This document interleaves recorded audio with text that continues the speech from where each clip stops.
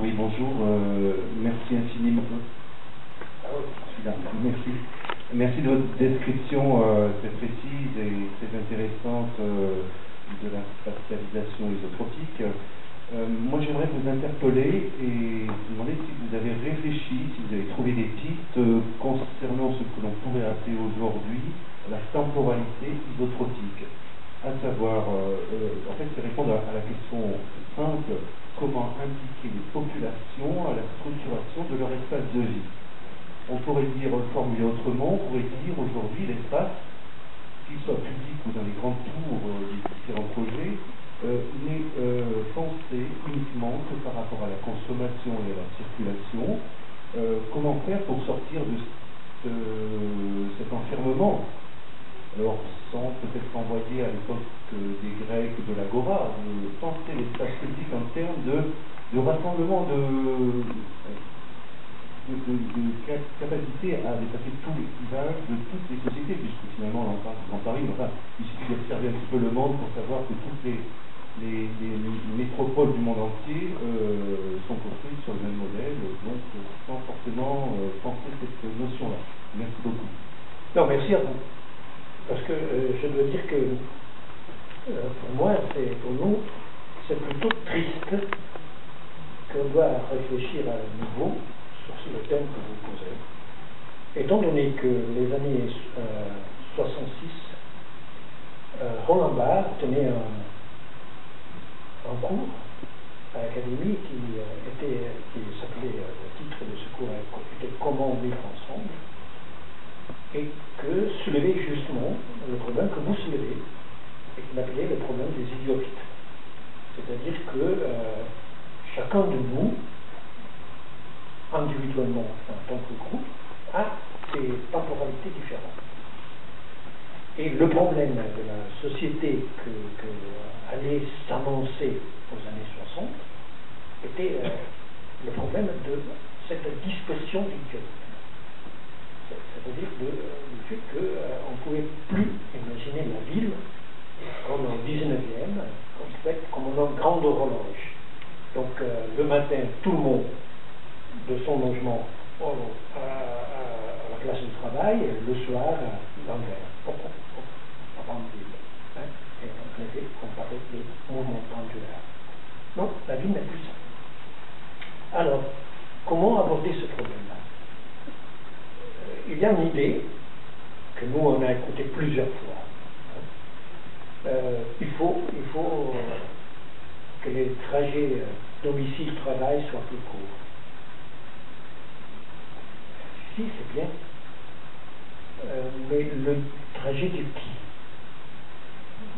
Mon trajet, celui de ma femme, celui de mon fils?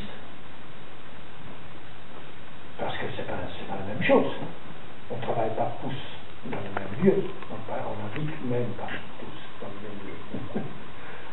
Alors, cette idée que pour résoudre le problème de la mobilité, il faut diminuer le trajet domicile-travail, est une idée fantasmatique, qui n'existe pas, qui n'a pas de correspondance avec la réalité. Et après, diminuer le trajet domicile-travail à moi aujourd'hui, mais ce ne sera pas le même trajet que je ferai d'ici à 20 ans si je serai encore vivant, que je faisais il y a 20 ans, et ça c'est sûr.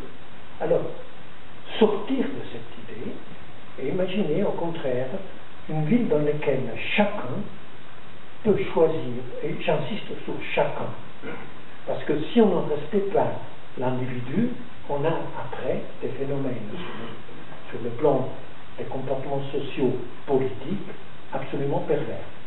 Donc il faut respecter l'individu, il faut permettre à chaque individu de choisir, lui et pas moi, son trajet de domicile-travail, sa temporalité.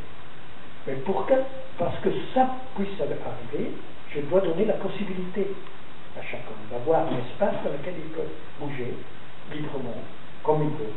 Donc, s'il veut bouger très vite parce qu'il va, comme j'ai dit, de Bruxelles à Rennes en Bretagne, il doit traverser la ville de Paris, qui est une ville très importante, mais c'est pas dit que tous les jours il faut s'arrêter à Paris Paris et faire un effort des escaliers en monter, ou descendre pour apprendre qu'on est à Paris. Non? Et si je vais apprendre chez le boulanger, je dois avoir un espace tout à fait différent. Alors, cette idée que la ville, on commence à la faire par les espaces publics, c'est une idée qui doit passer. On ne commence pas à faire la ville avec les bâtiments. On commence à faire la ville par des espaces publics. Par des espaces publics qui soient des lieux de sociabilité.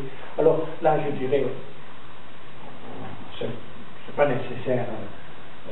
Imaginez toujours l'Agora, parce que l'Agora d'Athènes, peut-être que ne marchait pas tellement bien, elle aussi. Donc, non, mais des espaces publics qui soient des véritables espaces de sociabilité, et qui soient des véritables espaces où on puisse bouger lentement, s'arrêter, parler avec les gens, rencontrer des amis, et tout ce qu'on veut. Tout ce qu'on veut. Oui, on a fait des choses comme ça. On a fait des choses comme ça. Ouais. La traversée verte dont on a parlé, c'est pour nous une structure d'espace public.